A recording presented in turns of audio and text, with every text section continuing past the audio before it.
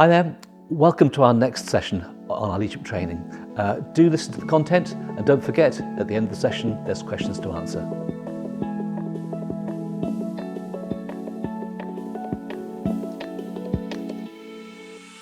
So as well as Midweek Church being a place of connection and community, one of the little phrases we have within the Woodlands Church family is that home groups are the first line of pastoral care. Now what does that mean? What do we expect of you as a small group leader? Well, one of the images that the Bible has of a leader is the image of a shepherd.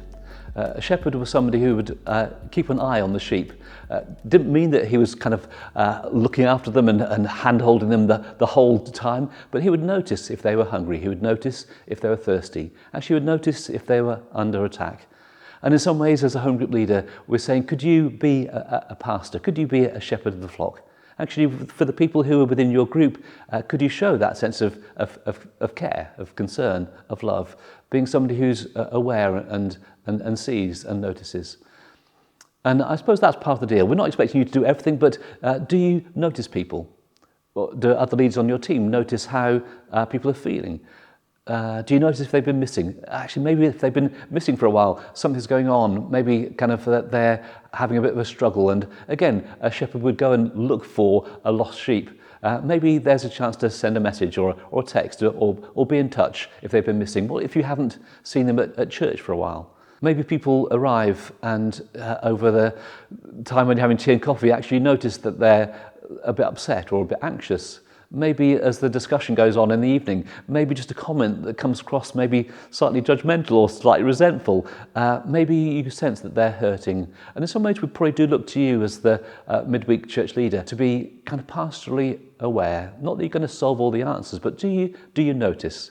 And actually when you notice, can you do something about it? Now, we're not going to put all the responsibility on you to sort everything out. The deal is that when in my own upbringing, my dad was an Anglican vicar. As an Anglican vicar, they expected him to do all the pastoral visiting. They expected him to be there when a new baby was born. They expected him to be there when someone was in hospital or there was a funeral. Now, we don't do that within this church. Actually, we have got pastoral staff team who can bring support, but I suppose what we're asking you to do as a small group leader is, could the home group be a place of nurture and care for one another? And we're not putting it all on you to look after each person being part of your group, but could you do this? Could you develop a group where friendship leads to pastoral care? Actual pastoral friendship where when one of the group members is moving house, that everyone piles in to help them move. If there's a new baby, there's a meal rota. Actually, if someone is in hospital, maybe you can arrange for one or two people to go and visit. If someone's having a particular struggle with anxiety and fear, maybe, again, to outside of the group time, catch up for a coffee and have a chance to chat. But if friendships can be connected and created within the group, if you can do that within your group, actually the responsibility then doesn't rest on you to do the pastoral care, because you find that the care happens within the group. I suppose the second thing, as well as developing pastoral care, is the wonderful privilege we have of prayer. We can't resolve and sort people's issues out, but when they genuinely and honestly share a need, there can be practical help the group can supply, but prayer support is also wonderful.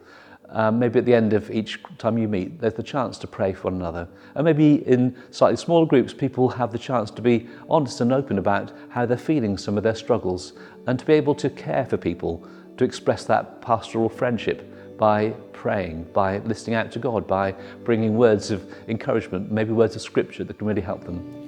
And in that way, we feel that those first lines of general well-being, general pastoral care can be ones that you can help to supply.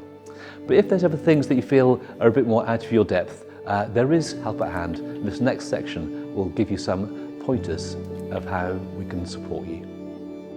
Well, there you are. There's the content from this session. Do look at the questions now and fill them in the booklet. Thanks so much.